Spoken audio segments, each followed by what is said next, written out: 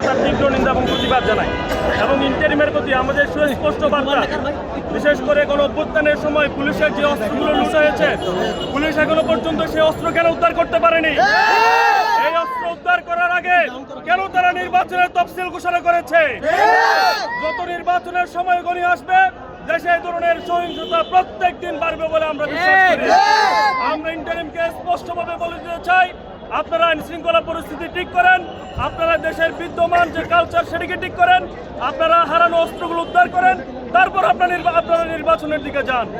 এখন যেভাবে চলছে, ওসমান হাদি ভাই যেভাবে কথা বলেন, তিনি শুধু পতিত ফ্যাসিস্ট শক্তি আওয়ামী লীগের শত্রু নয়, তিনি দেশের সকল দুর্নীতিবাজদের শত্রু। আমরা স্পষ্টভাবে বলে দিতে চাই, আজকে যদি ওসমান হাদি ভাইয়ের কিছু হয়, তাহলে সামনে ত্রয়োদশ জাতীয় সংসদ নির্বাচন যে সময় সরকার ঘোষণা করেছে সেই সময় অনুষ্ঠিত হবে না। ইন্টারিমকে নির্বাচন দেওয়ার আগে দেশের মানুষকে, সংসদ সদস্য প্রার্থী যারা আছে তাদেরকে নিরাপত্তা দিতে হবে। ইন্টারিম যদি নিরাপত্তা না দিতে পারে, নির্বাচন কমিশন দায়িত্ব নেওয়ার পরে যদি নিরাপত্তা না দিতে পারে, তাহলে দেশে 2026 সালের 12 ফেব্রুয়ারি যে নির্বাচনের কথা বলা হয়েছে সেই নির্বাচন হবে না। আপনি বলছিলেন যে